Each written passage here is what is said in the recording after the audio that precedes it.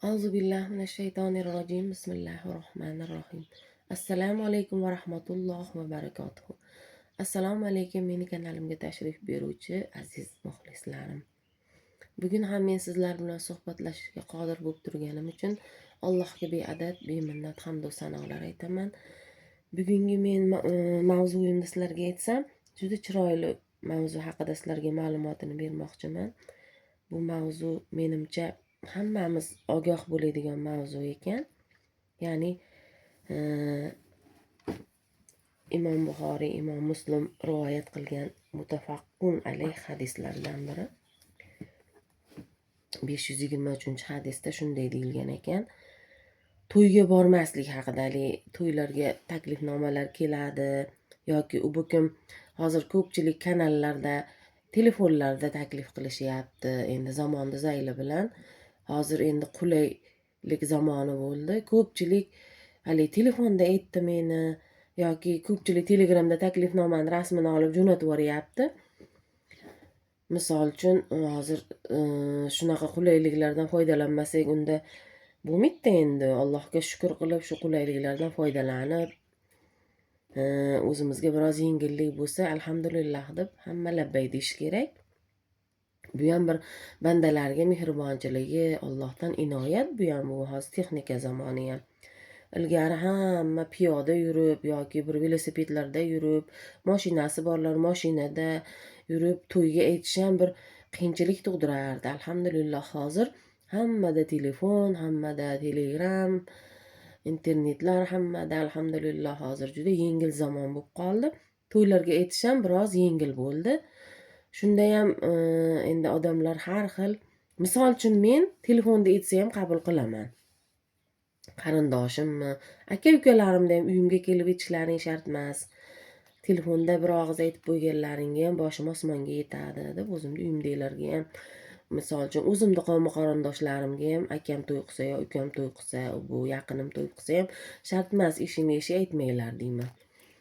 O'zim eshitib qolsam, o'zimni yaqinlarimga ham o'zim telefon qilib bir quda andalarimda aytish kerak bo'lsa ham telefon qilib tushuntirib shunaqa deb aytib qo'yish mumkin-ku. Shunaqa qilib yordam bersak ham bo'ladi. To'ychilarni o'zlaring bilasizlar, to'ychilik juda ishlari ko'p bo'ladi. U yoqqa yugur, bu yoqqa yugurga vaqtlari yetmay qolishi mumkin. Shuning uchun telefonda aytsa ham xafa bo'lmasdan borishda odat qilishimiz kerak. Bu haqida mana Rasululloh sollallohu alayhi vasallamning hadisi muboraklar ham bor ekan. Men sizlarga shuni o'qib bermoqchiman hozir. Bismillahirrohmanirrohim.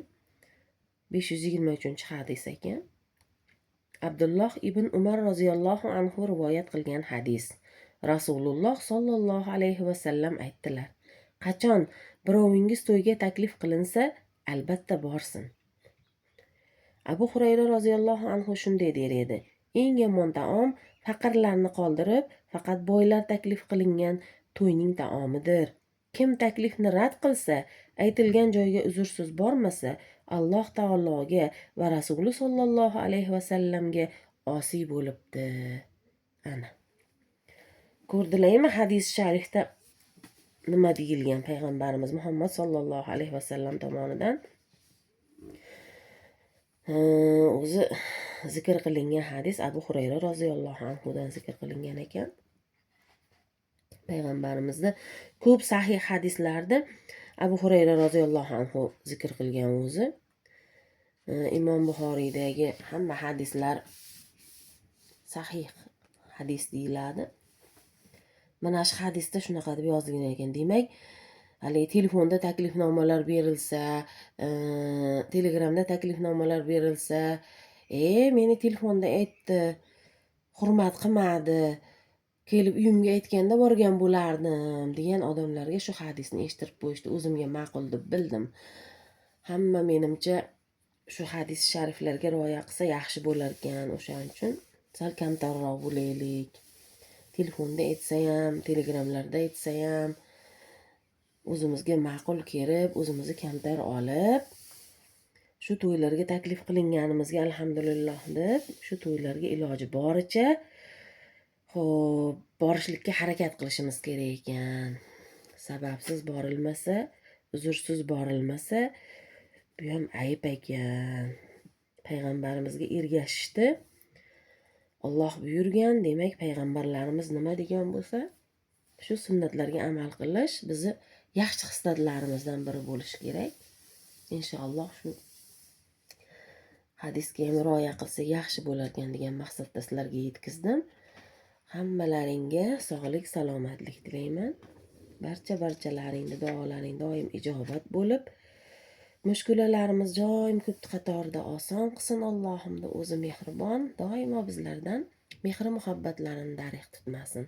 Yana ko'rishguncha xayr, salomat bo'linglar azizlar.